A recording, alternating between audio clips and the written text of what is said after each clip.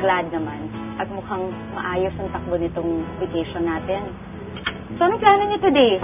Gusto lang po sana namin tanungin kung may guest kayo ng pangalan na si Musi Chua tsaka Rachel Samaniego. Yes po, may I know who's asking you? Girlfriend po ako ni Tim. At boyfriend naman ako ni Rachel. I was really hoping pa naman that I could spend this vacation with my mom. Hindi pong makapag-bonding talaga yung mag-ina. Pero yung pala, may iba siyang agenda.